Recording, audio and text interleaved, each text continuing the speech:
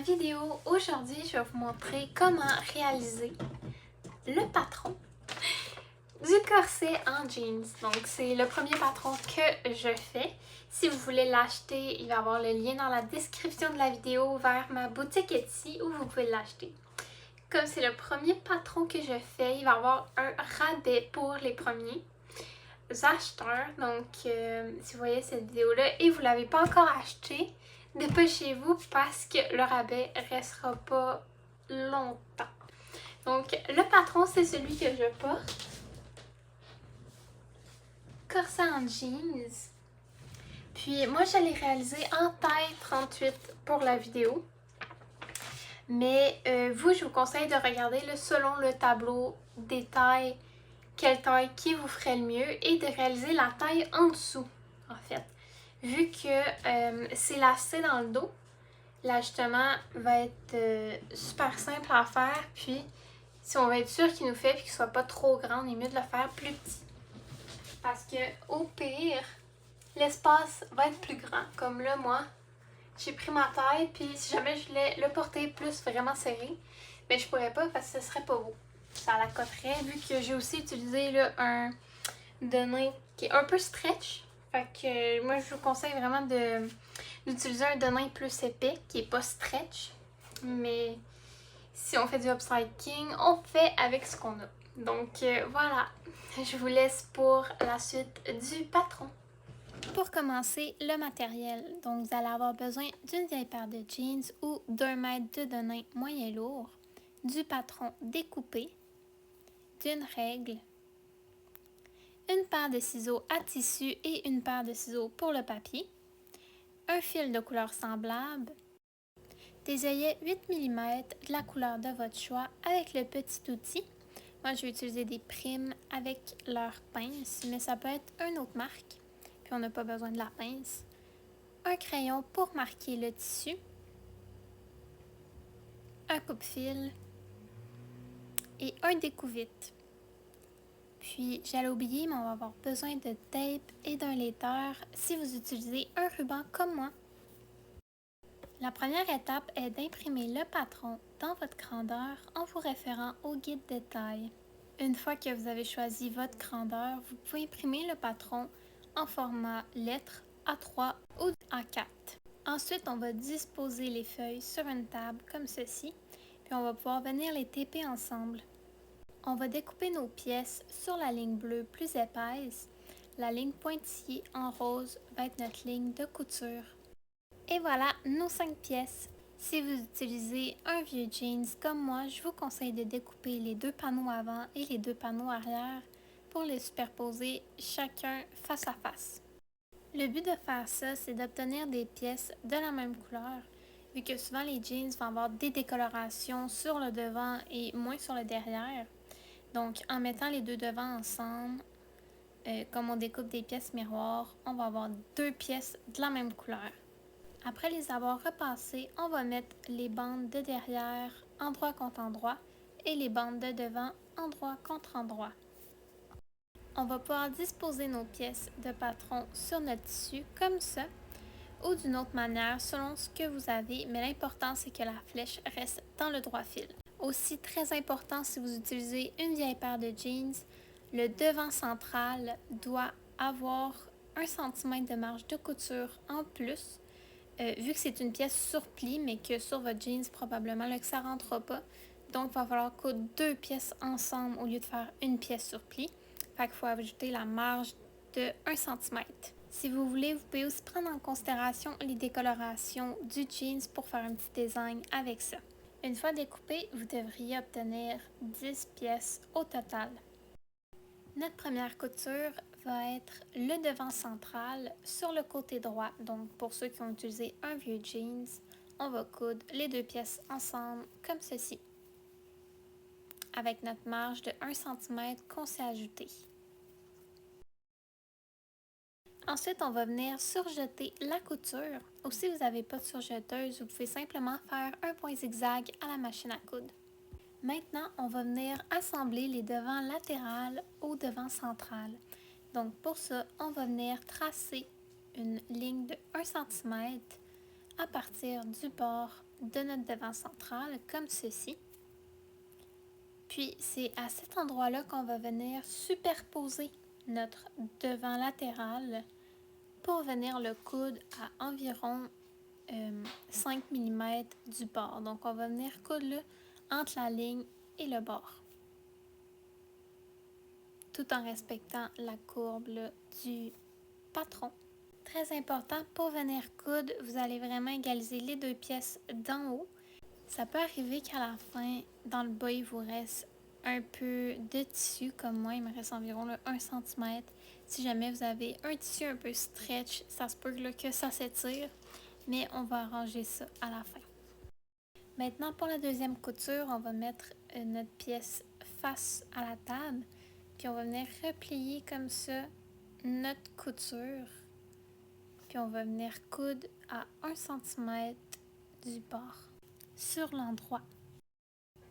Donc ça devrait ressembler à ça. Et pour terminer l'assemblage de ces deux pièces, on va venir replier la couture sur le devant latéral, puis on va venir recoudre à 1 cm de l'autre couture. Donc pour faire comme un peu une double couture. Toujours sur le devant. Comme ceci. Donc sur l'envers, ça ressemble à ça. Ça fait une belle couture propre. Et sur l'endroit également. On va venir répéter les mêmes étapes pour le deuxième devant latéral. Donc on va tracer notre ligne à 1 cm du bord. Puis on va assembler les pièces en les superposant comme ceci. Et on va commencer avec le haut aligné. Ensuite, on va faire les coutures comme indiqué à l'étape précédente. Ensuite, on est rendu à assembler le côté. Donc, on va faire le même principe. On va venir tracer une ligne à 1 cm, puis on va venir les superposer. Donc, ici, on peut voir là, la petite coche où on va aligner les pièces ensemble. Ça va être sur ça qu'on va se baser pour partir notre couture. Et on va venir coudre à environ 5 mm du bord. Ensuite, on va replier notre tissu pour venir faire une deuxième couture sur l'endroit à 1 cm du bord également.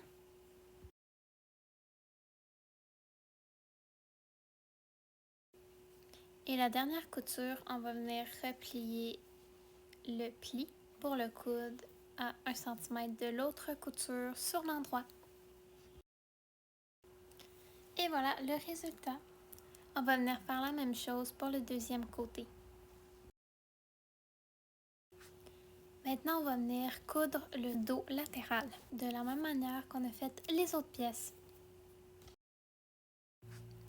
Donc, on va tracer une ligne à 1 cm du bord et on va venir faire une couture à 5 mm.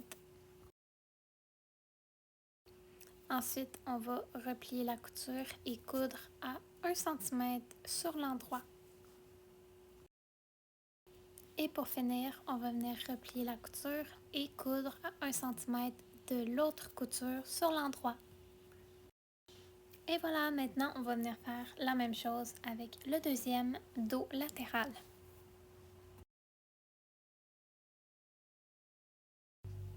Pour terminer, on va assembler les pièces du dos central de la même méthode.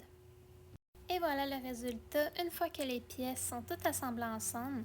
Donc on va pouvoir venir découper le bas du corset parce que si jamais vous avez utilisé un tissu un peu stretch comme moi, ça se peut que des fois vous avez tiré dessus en faisant les coutures puis là à la fin vous n'arrivez pas. Fait qu'on va venir découper tout en gardant la forme du corset. Ensuite, on va venir surjeter ou faire un point zigzag aux deux extrémités. Avant de venir faire notre couture dans le bas, on va venir découper des triangles sur 1 cm sur les coutures qu'on vient de faire pour enlever de l'épaisseur à notre future couture. Pour coudre le bas, on va procéder un peu comme tantôt, donc on va le faire sur deux coutures. La première, on va le replier sur 1 cm, puis on va coudre tout le bas. comme ceci.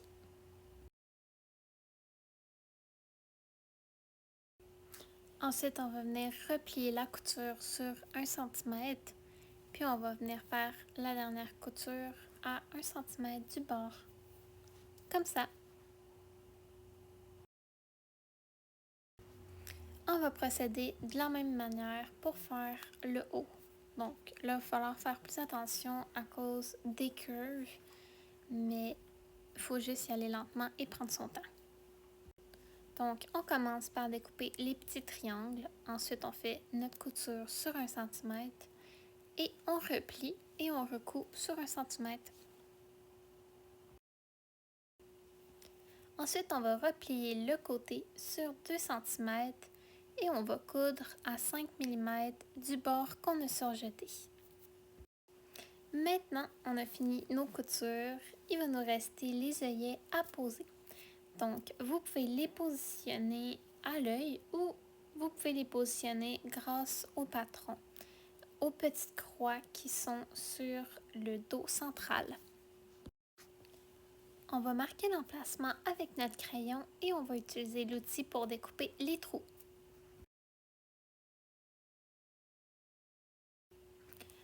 On va percer chacun de nos 8 trous. Ensuite, pour poser les œillets, elle avec la plus grande lippe, ça va être elle qu'on va mettre sur notre endroit. Donc, c'est elle qui va avoir le bout fini à la fin. On va venir l'insérer dans le trou et la plus petite, on va la mettre sur l'envers. Quand on vient la mettre dans le trou, c'est important de bien dégager le jeans pour pas qu'il se coince entre les deux lorsqu'on va le pincer. Pour la petite anneau, on va venir mettre le beau côté face à nous. Donc, le côté qui va avoir comme une fente, on va le mettre face au tissu pour pas qu'on le voit.